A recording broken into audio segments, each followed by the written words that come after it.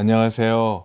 주님의 마음을 받는 중요한 시간 주마중입니다. 새해가 되었지만 마음이 좀 어렵고 힘든 거는 계속 이어지는 것 같습니다. 속속 밝혀지는 그 사연들, 또 가슴 아픈 이야기들 너무나도 안타깝습니다.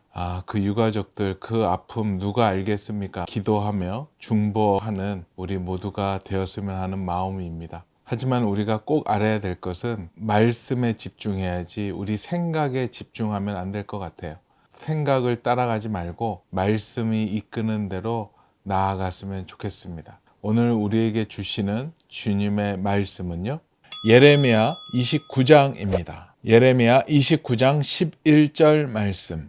예레미야 29장 11절 말씀. 여호와의 말씀이니라. 너희를 향한 나의 생각을 내가 아나니 평안이요 재앙이 아니니라. 너희에게 미래와 희망을 주는 것이니라. 아멘. 한 번 더 나누겠습니다. 여호와의 말씀이니라.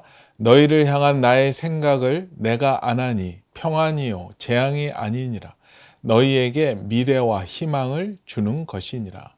아멘. 네, 이번에는 쉬운 성경 버전으로 나누겠습니다. 너희를 위해 세운 나의 계획을 내가 알고 있으니 내가 너희에게 재앙이 아닌 희망이 넘치는 미래를 주려 한다. 아멘.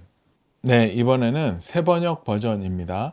너희를 두고 계획하고 있는 일들은 오직 나만이 알고 있다. 내가 너희를 두고 계획하고 있는 일들은 재앙이 아니라 번영이다. 너희에게 미래에 대한 희망을 주려는 것이다. 나 주의 말이다. 아멘. 네, 오늘 이 귀한 말씀과 함께 볼 좋은 책이 또 한 권이 새롭게 나왔습니다. 안호석 목사님의 책인데요. 안호석 목사님은 울산에 있는 물맷돌 교회 담임 목사님으로 섬기고 계신데요. 오랜만에 신간이 나왔습니다. 제목은 버티고 견디고 살아내라 입니다. 버티고 견디고 살아내라. 우리가 살다 보면 많은 고난과 어려움이 닥치는데요. 그것에 대한 깊은 통찰과 메시지입니다. 안호석 목사님은 지금 전국을 다니시면서 부흥에 인도하시고 또 말씀 나누고 계십니다. 우리 목사님 정말로 힘차게 다니시고 파워 있는 말씀을 나누시죠. 많은 분들이 우리 목사님을 통해서 많은 힘을 얻고 위로를 받고 있습니다. 아마 이 책도 힘들고 어렵고 고난 가운데 있는 분들에게는 너무나도 귀한 책이 될 것이라고 확신합니다. 오늘 이 말씀과 함께 이 책 안에서 나눌 좋은 내용은요, 당신은 지금 오해하고 있다. 2022년에 한 웹툰 작가의 사인회가 예정됐던 카페 측에서 시스템 오류가 발생한 일로 예약 과정 중에 불편을 끼쳐드린 점 다시 한번 심심한 사과 말씀을 드립니다. 라는 사과문을 올렸다. 그랬더니 그 글에 비난하는 댓글이 줄을 이었다. 사과하려면 똑바로 하세요. 사과하면서 심심하다니. 심심한 사과? 난 하나도 안 심심해. 심심한 사과 때문에 더 화나는데 꼭 심심한이라고 적어야 했나요? 어느 회사가 사과문에 심심한 사과를 줌? 이것은 사과문에서 마음의 표현 정도가 정말 깊고 간절한 것을 의미하는 심심한을 하는 일이 없어 지루하고 재미가 없다라는 의미의 우리말 심심하다로 잘못 이해해서 벌어진 일이었다. 이뿐만 아니라 금일, 즉 오늘을 금요일로 잘못 알아서 실수하고 성질이 외골로 보다 융통성이 없다라는 의미의 고지식하다를 높은 수준의 지식이 있다로 이해해서 부러워하는 등 낮은 문해력이 걱정스러울 정도다. 심심하다라는 말은 정중한 표현인데 고급 어휘를 이해하지 못하는 얕은 지식과 미성숙함을 보면서 문득 우리의 신앙도 그렇지 않을까라는 생각이 들었다. 하나님이 우리에게 고난이라고 말씀하실 때 믿음이 없는 사람은 짜증, 실패, 좌절, 절망, 슬픔으로 이해하며 분노하지만 하나님의 어휘를 이해하는 성숙한 믿음이 있는 사람은 하나님의 섭리로 나를 결국 이롭게 하심, 하나님의 큰 그림 가운데 나를 더욱 복되게 하심, 하나님의 크신 계획 안에서 나를 더 존귀하게 하실 기회라고 받아들인다. 하나님의 고급 어휘를 알아야 한다. 어리고 미성숙한 신앙에서 벗어나 하나님의 고급 어휘를 이해하는 성숙한 신앙인이 되기를 바란다. 철없는 아이는 부모에게 야단 맞을 때 어떻게 혼났는지에만 집중한다. 빗자루로 손바닥을 맞았고 구구단을 10번 썼고 일주일 외출 금지를 당했다는 것만 생각한다. 이처럼 훈계와 책망에만 관심이 있는 아이는 미련하고 미성숙한 사람이다. 그렇다면 성숙한 아이는 혼날 때 무엇에 관심을 가질까? 이 훈계와 책망의 목적이다. 내가 왜 혼났는지, 부모님과 선생님은 이 훈계를 통해 나의 어떤 점을 고치고 내게 무엇을 가르쳐 주려 하시는가를 생각한다. 성도도 그렇다. 미성숙한 성도는 고난이 오면 고난이라고 하면서 고난에만 집착한다. 홍해를 만나면 얼마나 깊은지, 여리고성을 만나면 얼마나 두꺼운지, 골리앗을 만나면 얼마나 키가 크고 어떤 무기를 가졌는지에만 관심을 둔다. 그래서 고난 당하면 매번 고난만 연구하다가 끝난다. 당신은 혼나고 고난을 겪는 그 자체에 집착하지 않고 이 일을 통해 하나님께서 나를 어떻게 이끌어 가려고 하시는지, 고난과 훈계의 목적에 관심을 두는 지혜롭고 분별력 있는 성숙한 사람이 되기를 바란다. 주의 종인 사도 바울도 죽을 것 같은 환난과 고통을 겪었다. 너무 힘들어서 내 인생, 내 목회 끝난 것 같고, 아니 이제는 차라리 끝내고 싶은 심정일 때 사람들은 대개 하나님을 의심하고 원망하다가 결국 떠나간다. 성숙한 사람은 심심한 위로와 고지식한 것의 의미를 이해한다. 사도 바울은 하나님의 고급 어휘를 이해하는 성숙한 사람이었다. 그는 사형선고 같이 힘겨운 이 환난은 이제부터 내가 나를 의지하지 않고 오직 죽은 자도 다시 살리시는 하나님만 의지하게 하시려는 거구나 하고 이해하며, 이어서 10절에서는 자신을 건지셨고 이후에도 건지실 하나님을 의지한다. 당신도 그 하나님께 자신을 의탁하라. 자기 힘과 지식, 연륜과 기술로 살려고 하지 말고 오직 죽은 자도 살리시는 하나님을 의지하는데 마음을 쏟으라. 고난은 절망의 시간이 아니다. 겸손을 배우는 시간이고 무릎으로 나와야 하는 시간이다. 내 힘으로 아무것도 할 수 없고 나의 무기력과 연약함으로 한없이 초라함을 느낄 때는 내가 버려진 것이 아니라 비로소 하나님이 나를 들어 쓰실 때라는 것을 기억하고 나의 미천함을 인정하라. 하나님의 의도와 목적대로 끝까지 버텨내면 당신은 더 굳세고 강해져 있을 것이다. 아멘. 예전에 그 TV에서 개와 고양이를 함께 키우는 사람의 인터뷰를 본 적이 있어요. 그 두 반려견과 반려묘가 서로 만났을 때는 처음에 좀 힘들었대요. 하지만 좀 세월이 지나고 본인도 그 두 동물에 대한 이해가 넓어지고 그 두 동물도 서로 부딪히면서 서로를 알아가는 것 같았다고 합니다. 그래서 요즘은 아주 잘 지내고 있다고 합니다. 그러면서 이렇게 얘기해요. 처음 서로 대면했을 때는 서로의 소통 방식, 또 반응이 서로 틀려서 또 행동도 종종 정반대로 해서 오해도 있었고 으르렁거리고 싸우기도 했다라고 얘기를 합니다. 대표적으로 고양이는 화가 나면 꼬리를 뒤로 확 세워서 휙휙 내두르는 그런 버릇이 있는데 개는 반가울 때 막 흔들다라는 거죠. 고양이가 막 그렇게 화났다라는 표시를 하는데 개는 자기를 보고 반갑다고 하는 줄 알고 이렇게 가서 서로 문제가 일어나기도 했고요. 개는 으르렁거리면 조심하라고 경고하고 그런 표시를 하는 건데, 고양이는 그 반대로 그르릉 하는 소리는 기분 좋다라는 표시라고 합니다. 해서 그것 때문에 오해한 적도 있고요. 또 개를 보면 어쩔 때는 귀를 뒤로 젖히는 개들이 있는데 그것은 쓰다듬어 달라는 뜻이라고 합니다. 그런데 고양이는 그럴 때 만지면 할퀴임을 당한다라고 해요. 서로 정보가 없고 교제가 없으면 부딪히고 문제가 생길 수밖에 없는 거죠. 그런데 그런 가장 잘못된 오해하는 관계가 있습니다. 하나님과 우리의 관계가 아닌가 생각이 들어요. 오늘 말씀도 그렇고 그 내용도 그렇고 우리가 하나님의 축복의 손길이고 축복의 과정인데 그것을 하나님을 부정하고 불평하고 거절하는 그런 잘못들을 많이 범하고 있지 않은가 한번 뒤돌아보았으면 좋겠습니다. 그리고 특히 고난을 통해서만 받을 수 있는 그 축복이 있고 유익이 있는데 우리는 그냥 하나님이 나를 미워하셔. 하나님은 왜 나만 미워해? 하면서 하나님 앞에 불평하고 섭섭함을 토로하는 우리의 모습들이 많이 있지 않았나 생각을 해보게 됩니다. 요 근래 전에 들었던 이야기 중에 하나인데요. 참 안타깝더라고요. 어느 교회인데 굉장히 축복해 주셔서 임대교회로 있다가 단독 건물로 가게 되었다라고 해요. 얼마나 축복할 일입니까? 또 하나님이 그렇게 역사하신다면 그 교회에 하나님께서 기름 부으시고 축복해 주실 것이고 그 교회에 속한 그 지체들한테 하나님의 복이 임한다라는 이야기죠. 지금 전체적인 흐름이 그렇게 가는데 그 하나님의 놀라운 축복으로 이전해야 된다라는 얘기가 나오자마자 셈이 너무 빠른 사람들이죠. 이사를 하게 되면 뭔가 지출이 많이 될 것이고 헌금을 요구하게 될 것이고 그럼 내가 되게 중심적인 인물이기 때문에 헌금을 많이 내야 된다. 부담이 된다 해서 바로 교회를 떠나버리는 사람들이 막 나오기 시작을 했었대요.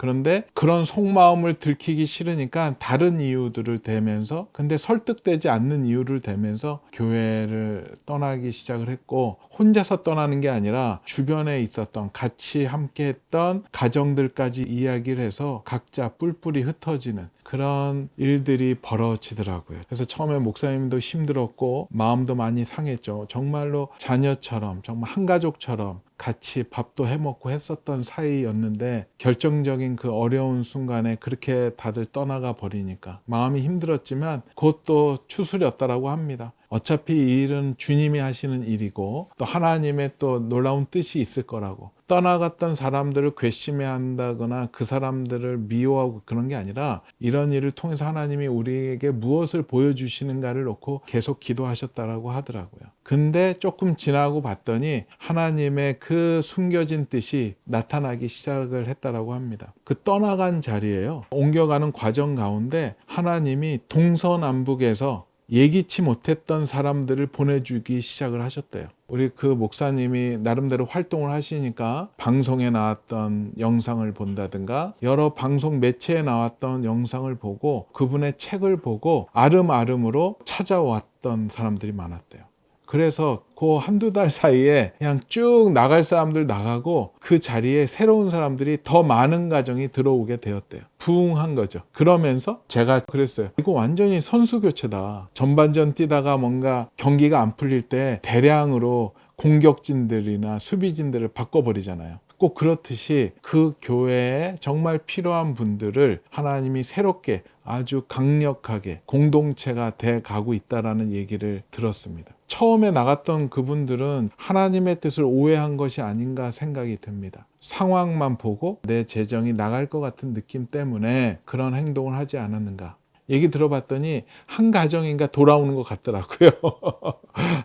또 다시 돌아와서 예전보다 더 끈끈한 공동체가 되기를 저도 열심히 기도하고 있습니다. 이런 예에서도 보듯이 내 앞에 어떤 일이 일어났을 때 우리가 너무 세상적인 셈이 빠르고 계산이 빠르면 결국 내가 손해보는 것 같아요. 우리가 그것을 통한 하나님의 뜻을 구하고 이 일을 통해서 내가 무엇을 보기를 원하고 무엇이 고쳐지기를 원하고 어떤 것을 깨닫기를 원하시는지를 먼저 기도하다 보면 고난이 아니라 나에게 축복을 주는 디딤돌 동아줄이 되지 않을까 생각을 해보게 됩니다. 저도 좀 부끄러운 간증이 하나 있어요.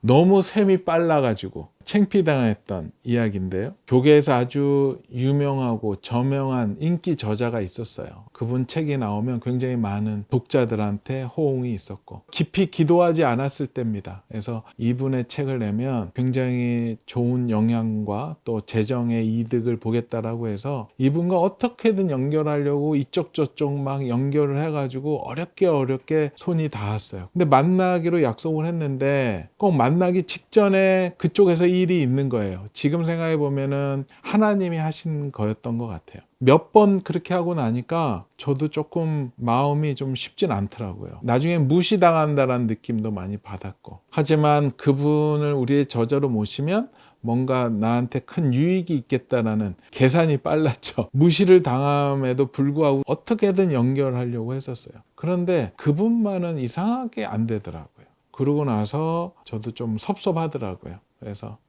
아유, 하지 말자, 이제 그랬죠. 아, 이게 하나님의 뜻이구나, 이렇게 생각도 안 하고요. 그 당시만 해도 기분 나빠, 자존심 상해, 막 이렇게 그 상황을 받았죠. 그러고 나서 잊어버렸어요. 그 세월이 좀 지났고 한 1년 지났나, 갑자기 어떤 소식이 들어오는 거예요. 그 저자분이 큰 스캔들이 나가지고 문제가 아주 커졌다라고 얘기를 들었습니다. 굉장히 힘든 상황. 그때 갑자기 그냥 힘이 쫙 빠지더라고요. 그분과 연결 안 된 게 하나님의 도우심이었구나. 하나님이 계획하셨고 내가 어떻게든 인간적으로 셈이 빨라서 그분을 우리의 저자로 모시려고 했었던데, 하나님이 어떻게든 저희를 사랑하셔서 지켜주시려고 중간에 방해를 하시고 못하게 하셨던 이유를 그제서야 알게 되었어요. 만약에 그때 연결이 돼서 막 책을 내고 했었다면 규장에, 카피풀에 안 좋은 영향력을 크게 줬을 거고 금전적으로 굉장히 힘든 상황이 되지 않았을까 생각이 들더라고요. 하나님의 뜻을 오해한 거였죠. 하나님이 도와주시는데 왜 이렇게 방해하세요? 왜 이렇게 진행 안 되게 하세요? 하나님께 불평했던 기도가 막 생각이 나는 거였죠. 그래서 바로 그 자리에서 회개했습니다. 그리고 감사 기도도 드렸고 앞서지 않겠습니다. 하나님이 하라고 하면 이해하겠습니다. 그냥 순종하겠습니다. 그때 하나님이 도우셔서 큰 위기를 넘겼던 기억이 있습니다. 우리 주마중 식구들 어떠세요? 요즘에 여러분들 진행하는데 막 일이 안 되고 꼬이는 일들이 있습니까? 불평하지 마시고 찬찬히 뒤돌아보세요. 제3자의 입장에서 한번 봐보세요. 내가 이 일을 왜 하는 거지? 이 일을 해서 무슨 유익이 있는 거지? 하나님이 왜 막고 계시는 건가? 아니면 사단이 막고 있는 건가를 한번 분별해 보세요. 물론 일이 진행이 안 될 때 하나님이 막고 계시는 것도 있을 수 있고 사단이 방해하는 것도 있을 수 있겠죠. 그것을 우리가 잘 분별해 내야 됩니다. 만약에 분별해 내지 못하고 찾아내지 못한다면 기다리셔야죠. 하나님이 선하신 분이시기 때문에 웨이팅 하다가 우리가 이제 출발해야 될 때 되면 하나님께서 출발해라라고 하실 것이고, 아니다 이거는 포기하라고 하시면 하나님은 말씀해 주실 것입니다. 우리는 하나님의 뜻을 잘 이해해야 됩니다. 하나님은 우리에게 재앙을 주시려고 하신 적 없다라고 약속하셨습니다. 하나님은 우리에게 희망을 주시고 좋은 것을 주시고 복을 주시기 위해서 안달이 나신 분 아니십니까? 주님을 오해하지 말고 주님이 막으시면 감사합니다 하고 또 열어주시면 그것도 감사합니다 하고 우리가 나아가면 되지 않을까 생각해 보게 됩니다. 우리 본문 중에서 또 좋은 글이 있어서 한번 나누겠습니다. 당신도 그 하나님께 자신을 의탁하라. 자기 힘과 지식, 연륜과 기술로 살려고 하지 말고 오직 죽은 자도 살리시는 하나님을 의지하는 데 마음을 쏟으라. 고난은 절망의 시간이 아니라 겸손을 배우는 시간이고 무릎으로 나와야 하는 시간이다. 내 힘으로 아무것도 할 수 없고 나의 무기력과 연약함으로 한없이 초라함을 느낄 때는 내가 버려진 것이 아니라 비로소 하나님이 나를 들어 쓰실 때라는 것을 기억하고 나의 미천함을 인정하라. 하나님의 의도와 목적대로 끝까지 버텨내면 당신은 더 굳세고 강해져 있을 것이다. 아멘. 아멘. 그래요. 오늘 말씀 한 번 더 보겠습니다. 여호와의 말씀이니라. 너희를 향한 나의 생각을 내가 아나니 평안이요 재앙이 아니니라. 너희에게 미래와 희망을 주는 것이니라. 아멘. 같이 기도하겠습니다. 주님 감사합니다. 주님 감사합니다. 우리는 매번 주님의 뜻을 오해합니다. 주님의 마음을 오해하고 잘못 알아듣습니다. 주님 용서하여 주시옵소서. 주님을 더 깊이 알게 허락하여 주시옵소서. 주님이 말씀하실 때 그 말씀의 뜻을 정확히 알아서 그 뜻대로 순종하는 저희 되게 허락하여 주시옵소서. 주님 감사합니다. 감사합니다. 거룩하신 예수 그리스도 이름으로 기도합니다. 아멘. 그래요. 주님은 우리에게 밝은 미래와 희망을 주시려고 하십니다. 주님을 의심하지 마십시오. 주님만 신뢰하고 나아가는 우리 모두가 되었으면 좋겠습니다. 오늘도 블레싱.